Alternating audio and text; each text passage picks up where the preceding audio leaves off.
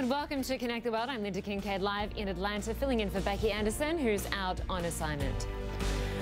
Well, we start with our early morning rush hour, once again turning into a bloodbath in Afghanistan. It comes as the panicked moments after one of two explosions tore into the capital of Kabul, murdering at least 30 people. ISIS is bragging about carrying out the attacks. The first went off near the American embassy, and then with journalists rushing to the scene, another suicide bomber disguised as a cameraman, dressed up to fit in next to them, detonating his bomb, killing at least 9 journalists, deliberate targets. With journalists like April30, who joins us now from Kabul and Skype, you must be quite shaken. Thank you so much for joining us. I know that some of those killed were your colleagues, friends lost. What else can you tell us about these attacks? Sure. So one thing we have to make clear is that it was actually quite far from the U.S. Embassy. And what this area really is an area where the National Intelligence Services, there's an internet company there, there's stores there, there's homes there.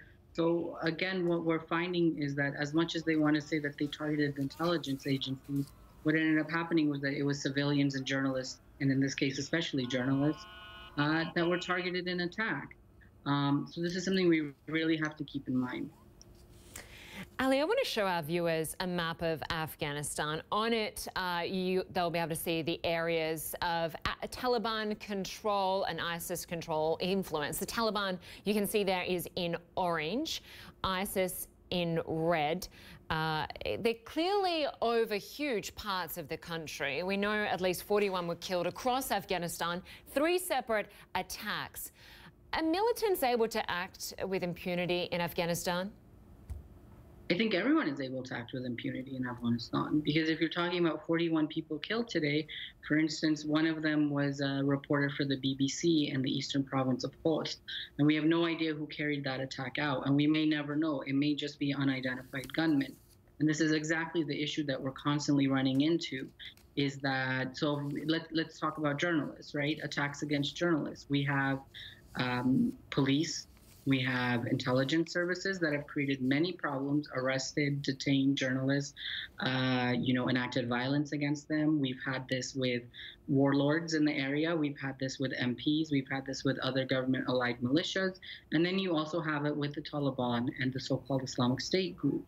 And so this is a big problem throughout the country for everyone. The issue being that there's always impunity.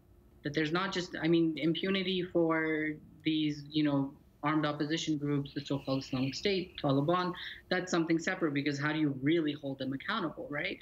But we also had an incident in the last week, in the last few days, of firing within the city by an MP on police that actually impacted people in the city itself.